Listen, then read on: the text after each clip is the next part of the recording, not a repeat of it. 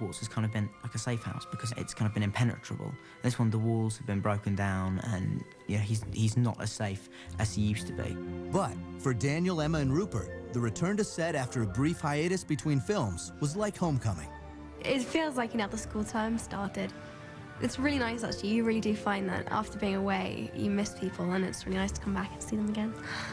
Because the films take so long to do, and because we come back within a few months to do the next one, it is kind of like everyone's been away for the summer. And somebody's left school, and somebody's got a car, and somebody's changed their hair colour. You know, it is like that. Changes are also in store for the students at Hogwarts with the return of the Triwizard Tournament. The Triwizard Tournament is an ancient magical tournament that's gone back a very long time. The Triwizard Tournament hasn't come to Hogwarts for over due to a distressingly high death toll. Joining Hogwarts in the tournament are rival schools of magic Beauxbaton of France and Durmstrang of Bulgaria. When the Beauxbaton girls arrive, the Hogwarts boys are in a state of shock. They've never seen anything like this. These elegant, incredibly beautiful French girls walking down the hall is something that renders Ron in particular speechless. And I think we all remember that feeling. These girls certainly know how to impress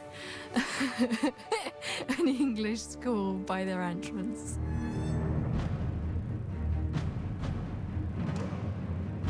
The men of Durmstrang are no less impressive. They arrive fierce, cool, cold, male, in contrast to the distinct femininity of the Beauxbaton. And they're quite austere and intimidating. If the competition was going to work, then the schools had to be very distinct. So the French school had to be more French than you could imagine a French school being. The Eastern European school had to be more kind of orge than you had ever imagined that they could be. The Goblet of Fire will choose a single champion from each school who will face 3 magical tasks. Challenges so dangerous that wizards under 17 are forbidden to compete. For once, 14-year-old Harry can let someone else be the hero. I think Harry's always yearning to forget his past, even though he saved so many people. He sort of wants the celebrity thing to end. But other students are more than interested to take their stab at fame. The Goblet calls forth its champions. The Hogwarts champion, Cedric Diggory. Cedric is the kind of golden boy. He is the archetypal superhero who does get the girl and things, which is a contrast to Harry. I think works fantastically well. Cedric's a pretty nice guy. He plays fair, and he sticks to the rules like he should. Rob, who is this gorgeous golden boy, I look at him and I say, you're the junior officer who goes over the top on the first day of the Somme. You're so good looking and so English public school and so sort of shy and so forth. The Darmstadt champion is Viktor Krum. Well, Viktor Krum is the Bulgarian seeker. He's a really good player. He's sort of worshipped by other players. He's a real kind of man's man, really tough, strong, brave, and fantastic at sports and things like that. The champion for Beauxbatons is Fleur Delacour. The character Fleur is completely beautiful, and all the boys kind of fall completely head over heels in love. In a way, she is what English think a French girl would be. I mean, she's very chic and very, Miss Perfect all the time. Quite graceful and quite serious as well. The Goblet could not have picked a more inspiring group of combatants. We now have our 3 champions. And then the Goblet delivers an unexpected turn.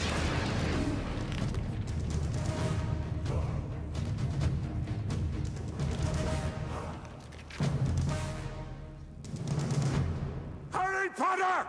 This is bad news, but there's no way round it. He has to compete. For Harry, it's a disaster. He's in way over his head. He's too young and inexperienced, and what's more, There are some who believe that Harry engineered this and put his own name into the cup.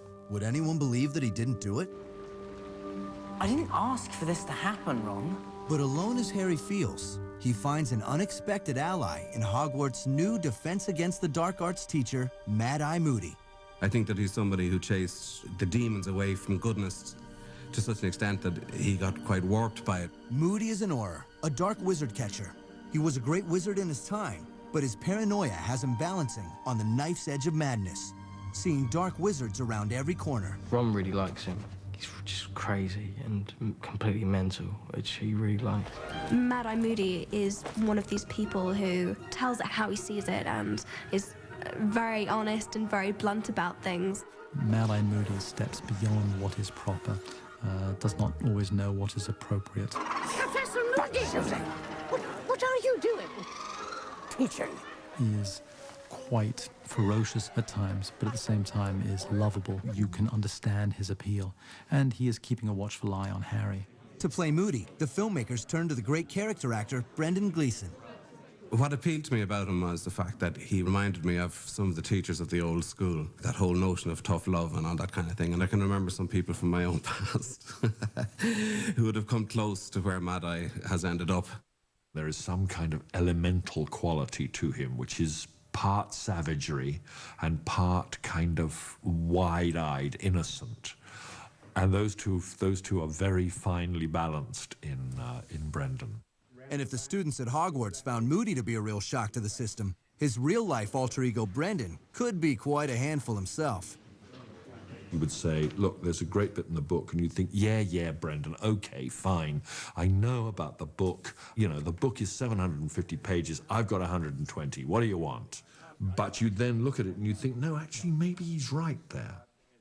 He's a really, really nice guy, and it's such a great part as well, and he does it absolutely terrifyingly. If Brendan was to truly embody the part, they needed to create the look as well. We took a lot of trouble getting him right, making the makeup and the costume work. The key was Mad-Eye's magic eye. There's something odd wrong with the peripheral vision to his left side.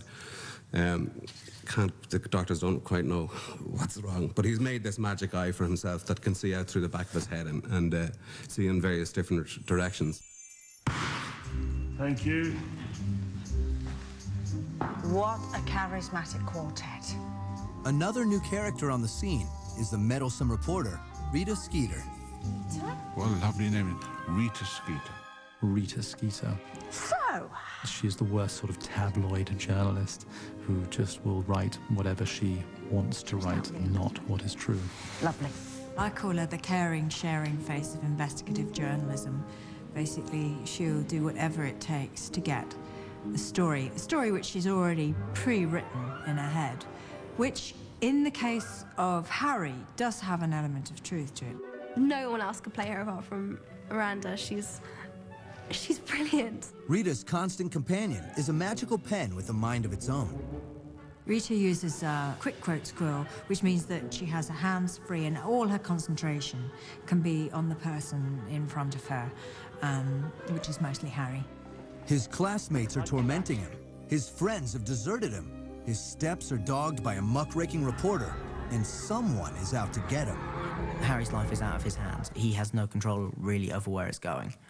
And so I think that's a big thing for Harry because it completely, as it would anyone, unsettles him. And so he kind of loses control of it. The only thing that seems certain is that Harry's one-time triumphs over giant trolls and deadly snakes will pale against the tasks before him now. Not a good year for Harry. He doesn't have many good years, really. Next up, Harry faces the challenges of the Triwizard Tournament. And still to come, an exclusive clip from the movie when Inside Harry Potter and the Goblet of Fire returns.